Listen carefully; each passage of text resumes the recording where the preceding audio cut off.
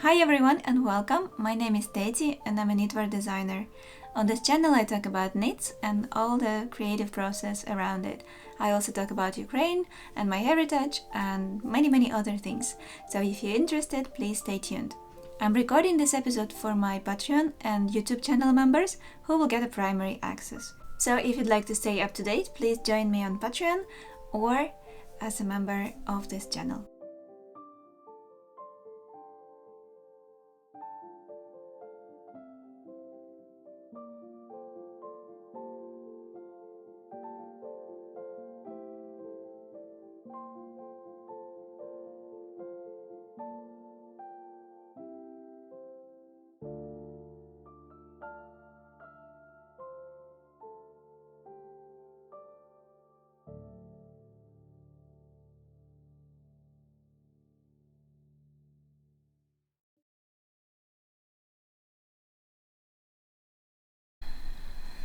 Hi! Hi everyone! I'm very happy to welcome you back to my podcast. I have some new things to share with you that are related to my designing work, and I have a few projects on my needles, and there is a new design that is hanging over there, and I'm sure you've seen it, you've spotted it already, but it will have to wait for the next episode. Still, I have 2 new patterns coming up in this coming month, and I'd like to show you some more details. It's the middle of November here in Netherlands. It's been very rainy, so the whole October until now, November has been super rainy. They say that it might be the wettest year on record. So basically every day was dark, we had rain. I realized that my shoes are not waterproof the way they are supposed to be for this kind of weather.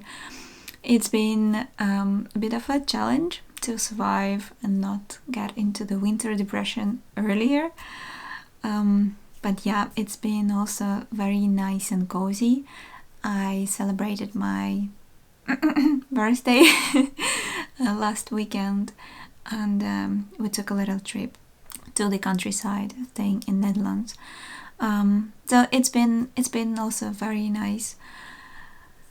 The situation in the world and in Ukraine in particular is more or less the same. It doesn't get better, which also brings a lot of negative feelings that it might get frozen and we're just stuck in this mess. But also, no news is also good news. So the family is fine, and I'm hoping for it to stay that way for as long as the war lasts. But yeah, otherwise we are just cozy at home, work home, just regular routine that we've been having. Katsi is doing great, as you can see. I think she's very excited to go to the farm in December.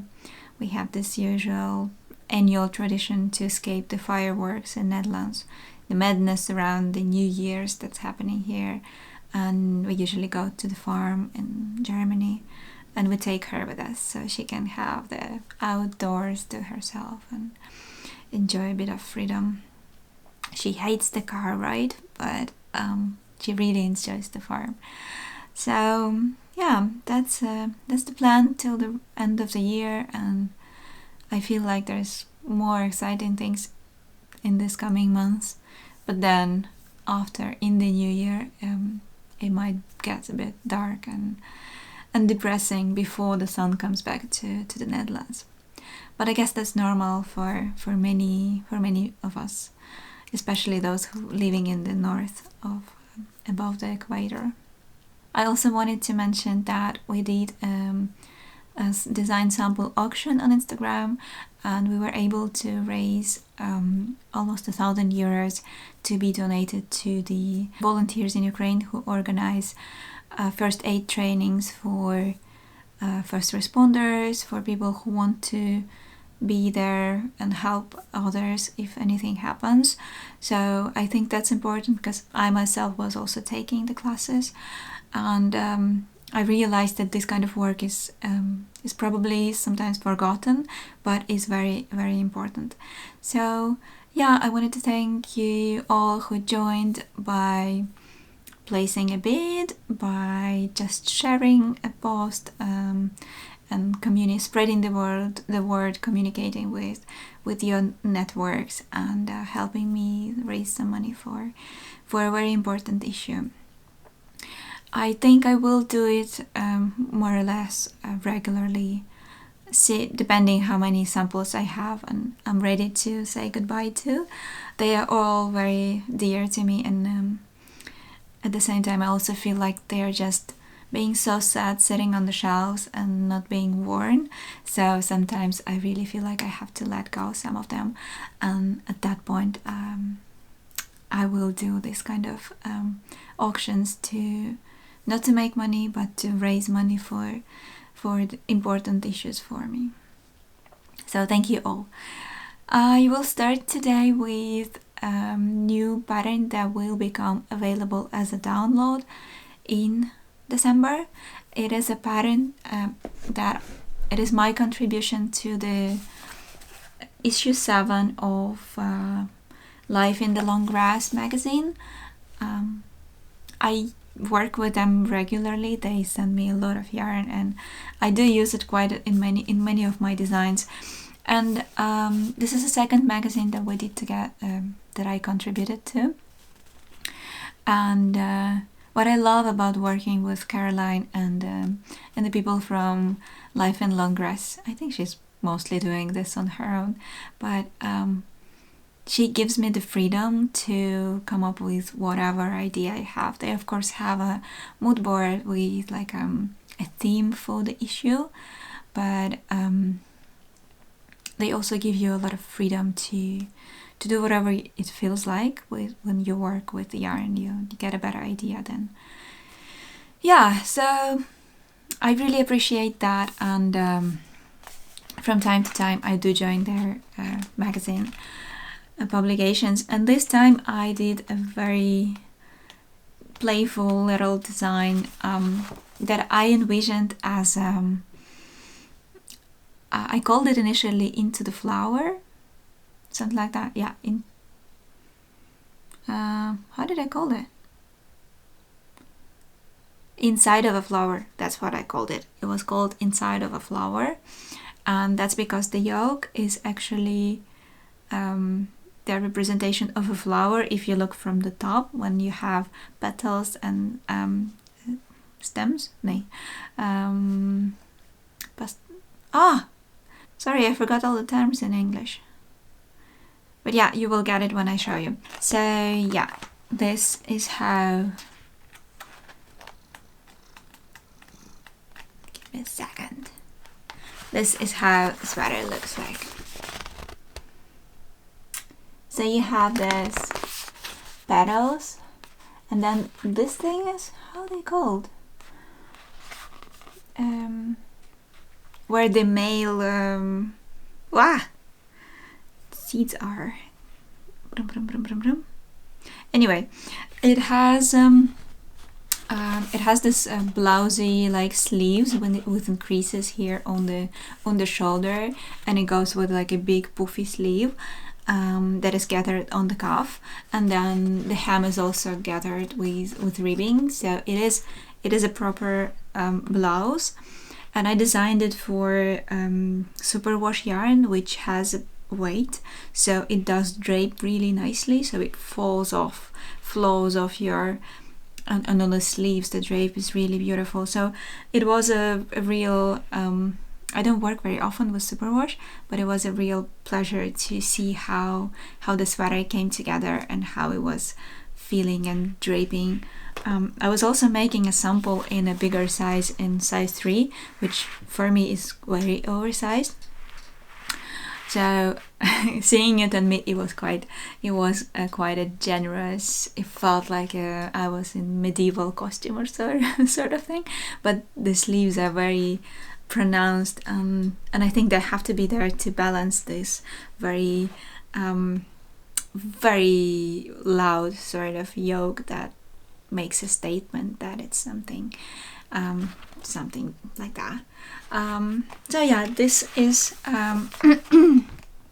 this pattern. They renamed it because I don't know, for some reason they chose a different name, and they called it Blath Flower sweater.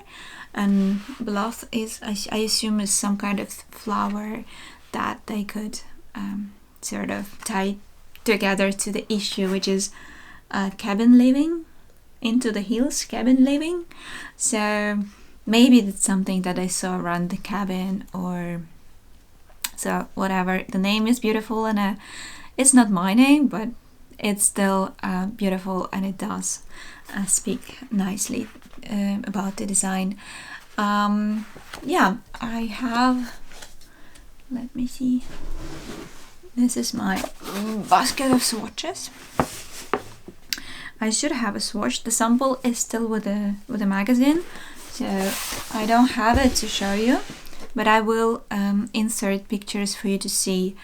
And this is how the swatch looked like.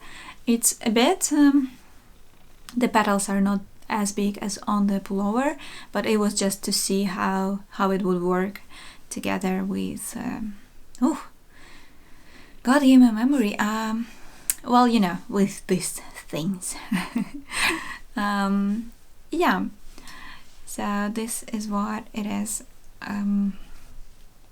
It felt very, very simple and very natural. It does have some long floats, so the colourwork chart does have some sections where you will have long floats. So it is possible to use a ladder back jacquard, the technique that tells you to pick up extra stitches and catch the long floats on the back using those extra stitches, which are not visible on the right side. But I'm always catching floats just by twisting the yarn, so it is never really an issue for me, no matter how long the float is. Like for instance here, I will just do 2 catches, and it never comes up on the other side. I think if you just get the technique right, it's not an issue. You just have to make a pattern of it, you knowing that okay, in this round I catch a float every 4 stitches, and in the next one I will shift it by 1 so that they don't overlap, so that they never in the same place in different rounds. Then you just shift it by 1 stitch, and then in the next you shift it back, and so, and then that creates a very invisible, really nice fabric that that is not distorted by the floats. So yeah, you can see that it's very super washy, very drapey, very soft, very yeah. So the magazine is already out, and you can buy it on the Life in the Long Grass website, and maybe in your local yarn shop. But the pattern will be available as a single download from the beginning of December, I'm sure, something like that. And if you don't want to buy the whole magazine, which contains quite a lot nice patterns, I'm in a very good company here, but just want one, then it's your chance.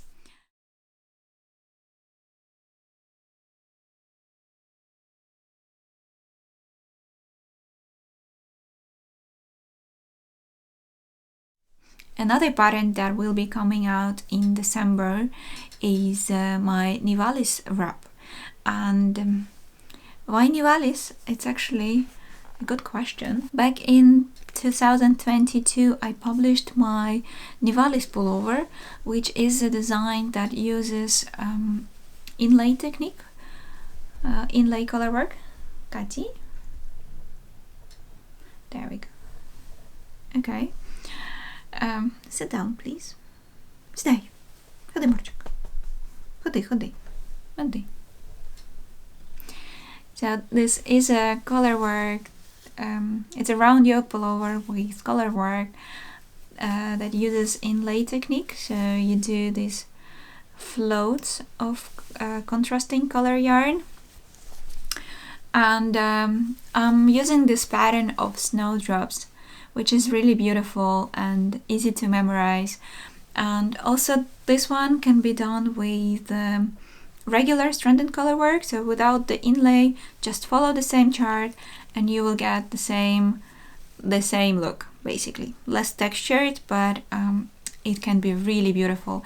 And there is one test project that I really adore on Ravelry. It is done in brown yarn with white flowers, with white contrasting color, with just normal stranded color work, and looks absolutely divine. And I was like, maybe I should make another one with just normal color work to have another of this. It's so beautiful and I don't get to wear it often enough, and maybe I can make it in something softer, in like Nutiden, or so the thoughts were there, and I've been thinking about this a lot, and then I thought that I should make a shawl actually, because I really enjoyed wearing my Laneus shawl, and I was thinking like, okay, I have to prepare for winter, let's see, I have a lot of sweaters, so let's do something else. So I took this idea of this section of the pattern where like you have this sort of triangles with the flower. So I took this bottom section and I thought of using it in the shawl. And I also thought that it would be nice, because this pattern, the way it is written, you have 2 rows of each.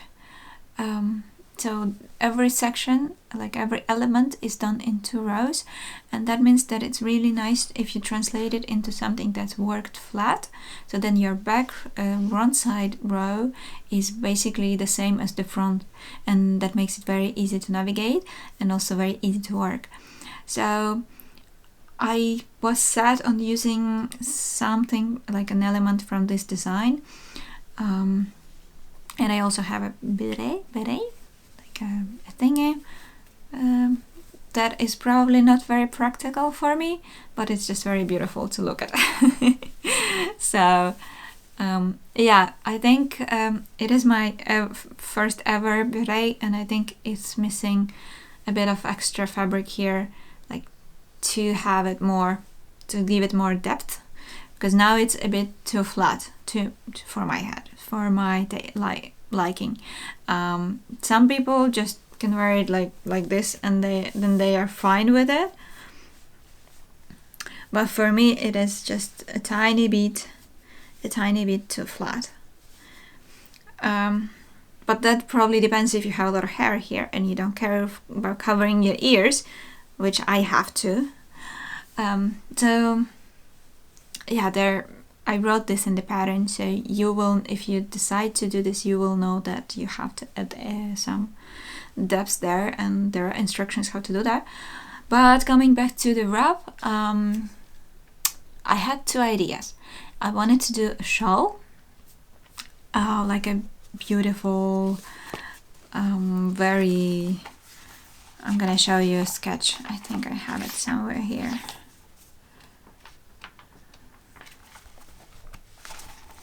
Where? Something like this.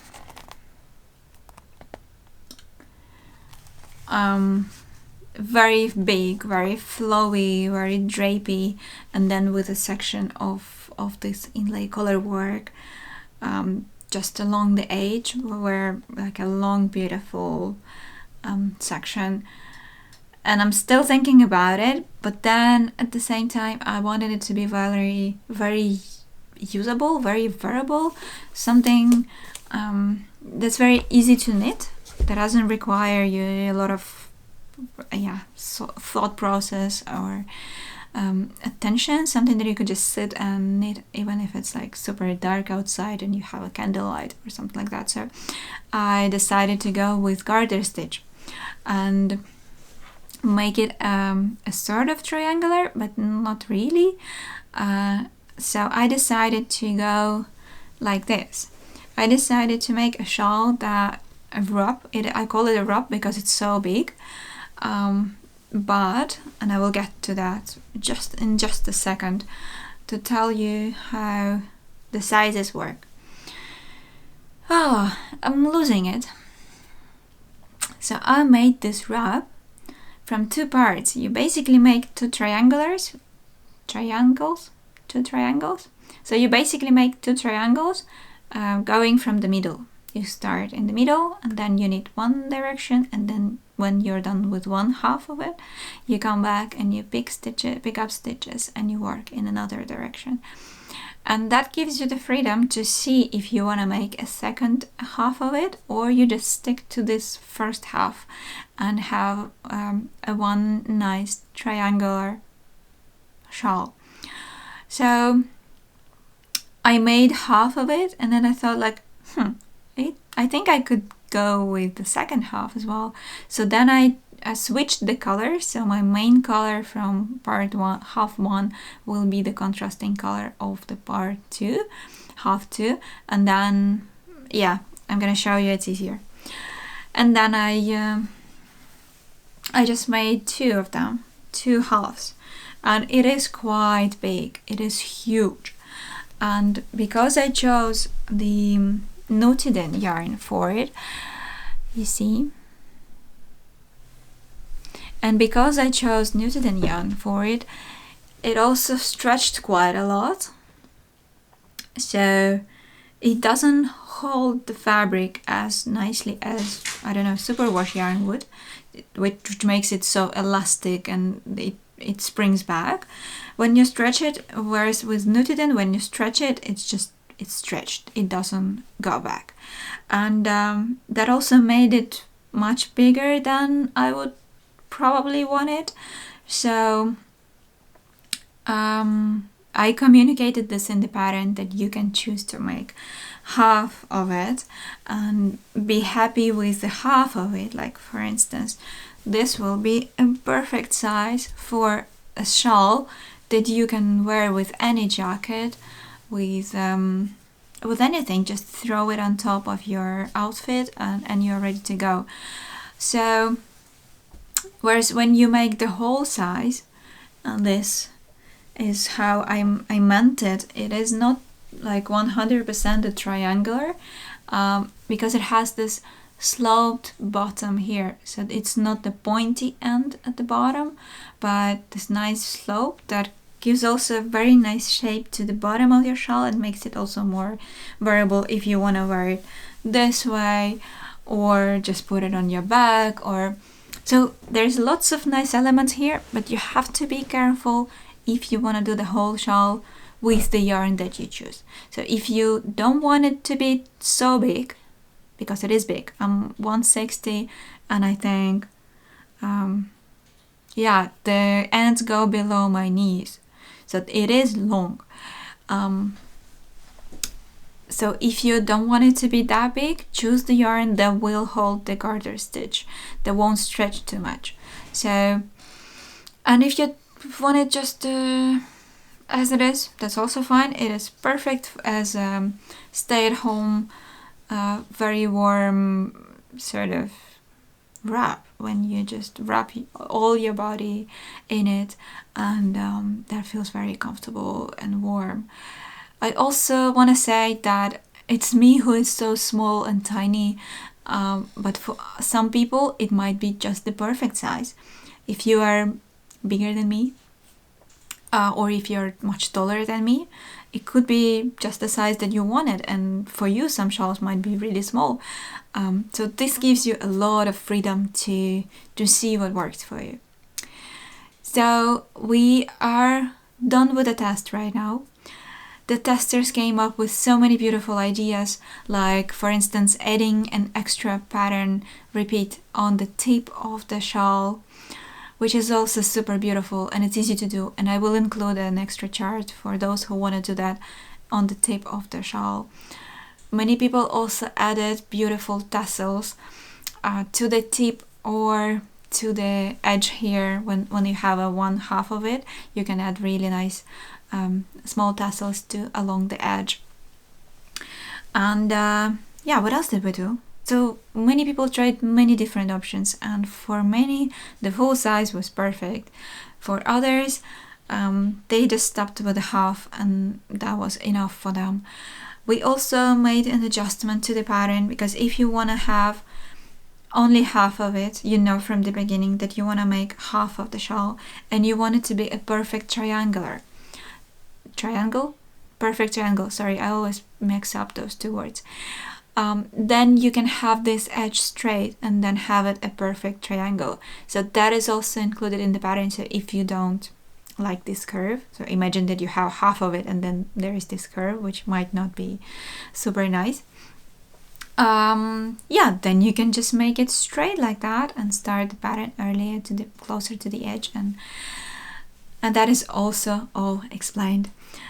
What else I wanted to say is that I would advise, there is a special video in the pattern that explains how to choose yarn. The trick with this inlay color work is to get the right density of the color work, so that the fabric that's below the background doesn't show through. And you can see this really nicely with my two sections here.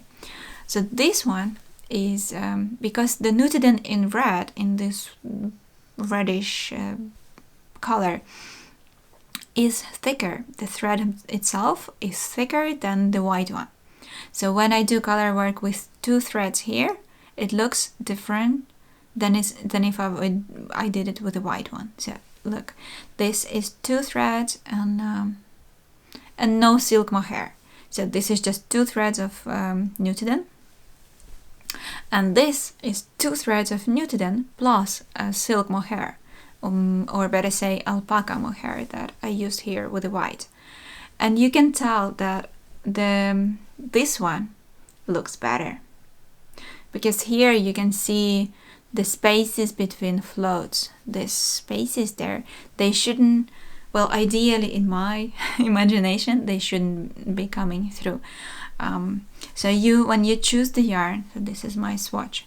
So when you choose the yarn, when you start swatching, use any yarns that you have at home and try and see which works better, because it doesn't have to be the same yarn, it could be completely different yarn. You can work the main fabric with superwash and then use unspoon for the color work, and that could look really nice. And in this separate video that's attached to the pattern, I also look at some of the previous designs that I've done using inlay color work and using different yarns, and that can also give you an idea what works best. Just sitting here, I can go through my swatch basket and we can take a look at some of them if I find any. So this is a swatch that I made for the tutorial for the pattern, and I used here the Highland Decay from Life in Long Grass that I just talked about before.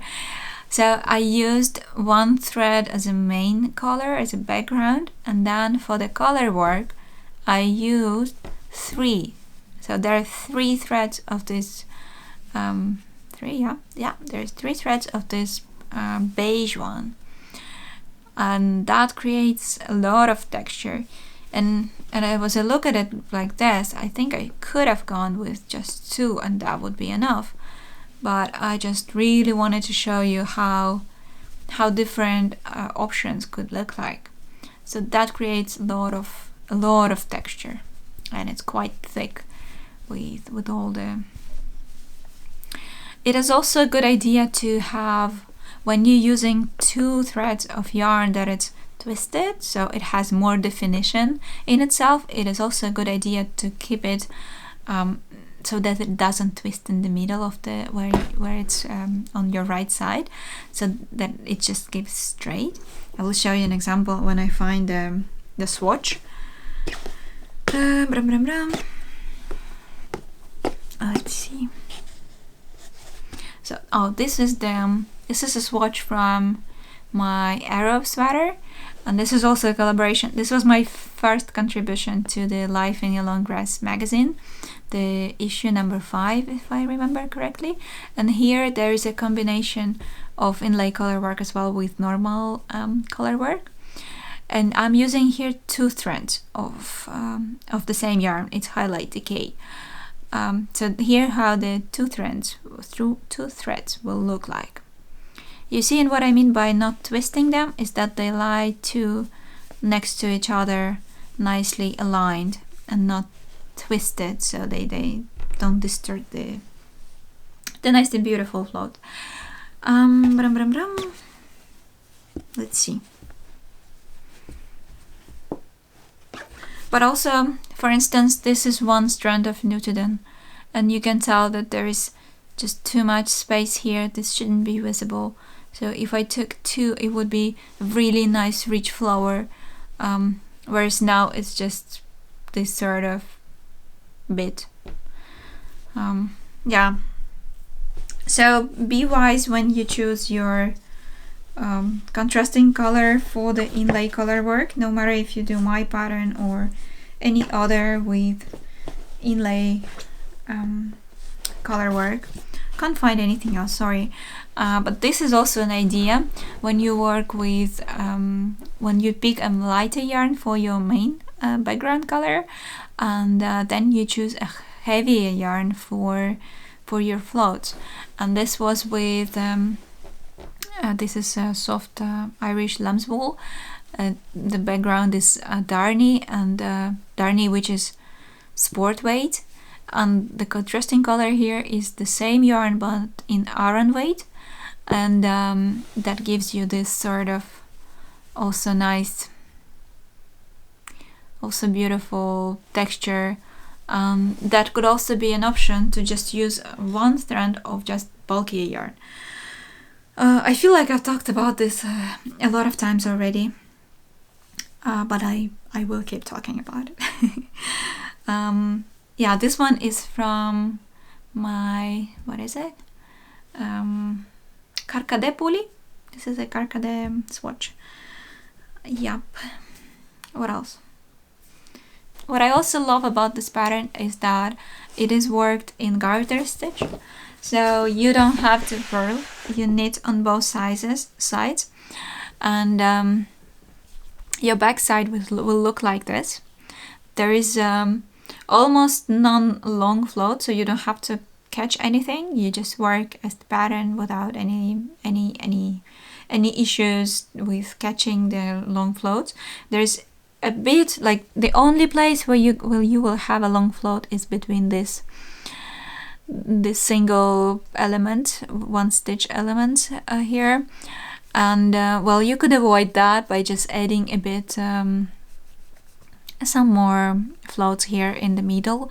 That won't change the pattern that much, and if you think that the floats might be an issue for you, like it might be catching, or you have a reason to think that it might be catching, you can just add some extra, and that's fine. Just bring them to the front, and that's fine. In my experience, if you're using an unspun yarn and it is dense enough so it doesn't stick out and there are no loose threads that can be catching up on things, that should work perfectly. I have no problems with these floats, and I've used this technique on different things, like on sweaters and on a shawl and on a hat, so that shouldn't be a problem. So it's basically a lot of wood garter. It is a very nice variable shape. The tip is very long and makes it very easy to tie things into nice knots. So yeah, it is a beautiful project that I really enjoyed, and I'm actually thinking now to make it more variable for myself, because I don't think I will be wearing the whole huge piece. I'm probably going to detach the second half that I made. That would be the dark one, and bind it off again and have two shawls. Two beautiful shawls that I could wear on different occasions. Might also add some little tassels, but it might be difficult with the unspun yarn. I'm not sure how that's gonna work. But if I decide to try that, I will include some footage into this episode or into the next one, because I think that could be fun. And I think it will also make it a more wearable thing for me, considering how big it is for my little frame. And the last thing that I will show you today is something that I'm working on now. I've hurt my hand a bit when I was destashing last week. Like a week before. I had a whole bunch of things that I wanted to utilize, leftover yarns and yarns that were sent to me, but I've never got to using, or I didn't like it, or something like that. So I had a lot of things lying around, and I'm the kind of person who, when I have a lot of things lying around, I feel like it's crowding on me. I feel crammed, and I don't have enough space to express myself and to breathe and to do new things. So from time to time I have this urge to clean everything up and give away things or utilize things that I don't use and stuff like that. So I am a very organized person in that way, that I need to have the space for creativity. So yeah, last 2 weeks ago I was working a lot on crocheting the cat beds that I usually make for Katsi or friends' cats and things like that. So yeah, and I realized that crocheting is actually much harder on your hands than knitting, because you have to pull the yarn through, and that creates a lot of tension in your wrist. So yeah, at some point I even had like a swollen bit here, and I had to stop doing anything. So I was just like, okay, I take a week off, I do nothing. I did, of course I did all the computer work, but then you could just sit like this with you just barely moving with your fingers. And I also did a swatch. Guilty. But yeah, I wasn't knitting. So this week I picked up a hat that I want to make, because it turns out every time that I need another hat in the middle of winter. This time it's earlier, that's good. So I decided to make myself a hat that was also released last year, and it's my Grass Whispers hat.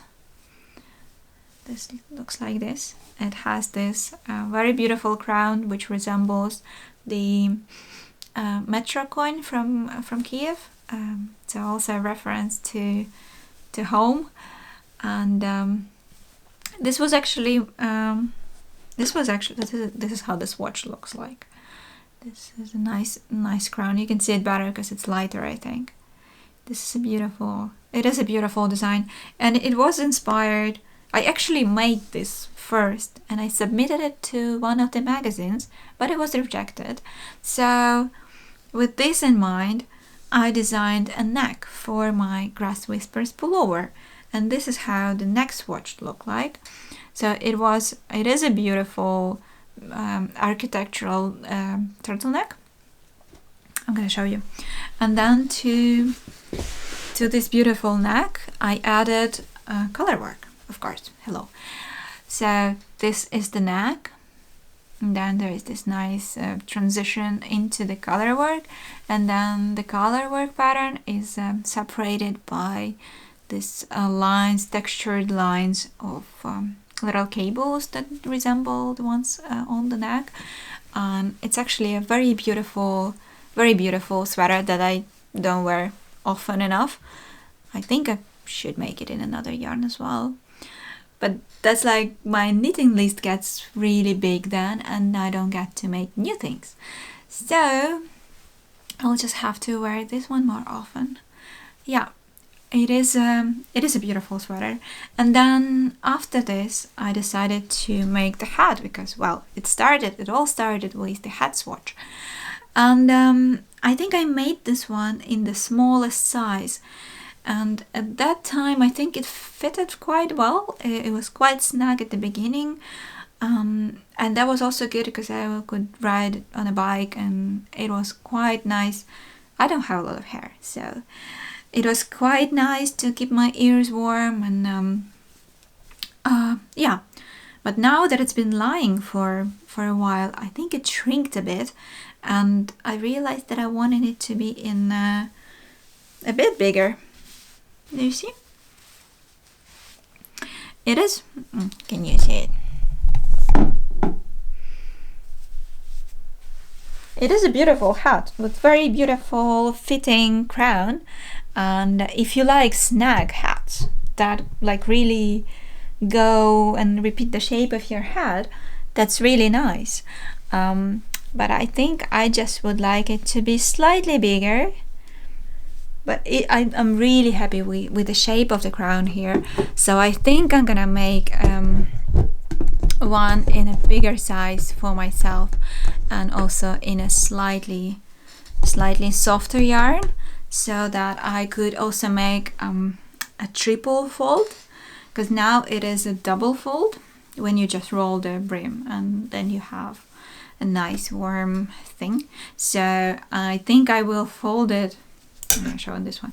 I will fold it triple to have like a chunky rolled brim, and then this part will be really beautiful sticking out of it. So yeah, very excited. And I chose this the Irish yarn that I usually choose. This is the soft lamb's wool tweed. It is an Aran weight, and I think it should work really close to the gauge on the hat. I didn't check, to be honest, but I think it should be fine. I think I'm gonna be fine. I'm terrible with that. So yeah, and designing sort of forgives me a lot of those things, because I can just work and then tell you the gauge that I got in the end. So yeah, this looks like it's gonna be fine, and then when I fold it 3 times, it's gonna be nice and snug.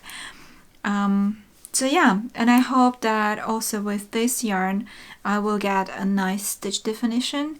It will be all it's gonna open up after blocking, so it will be more fluffy and woolen, and yeah, it's gonna be like a nice beautiful sample of this pattern that might otherwise be a bit overlooked because it's dark and you might not see all the details on the sample. That's a bit of a trick with if you're making a sample for other people to see, you have to think about the colors, because sometimes you might include a lot of beautiful details, but if you make it in a dark yarn, people just won't be able to see it. Like, you will have to pay a lot of attention to see all the things in there, and I would tell you that people don't do that unless they are super interested to make it, like there's something that catches their attention. So it's always better to use a lighter yarn and have those things highlighted by the choice of your colors. So this is what I'm working on today, and I hope that in a few days I'm gonna be done with the new hat, and then you'll see it, what it is. Yeah, I think I showed you everything. I have a huge mess on my table, and Katsi is ready for lunch. So I will say goodbye, and thank you all again for being here with me, for sharing this time with me, and for supporting my work. That's most important. Thank you very much, and take good care.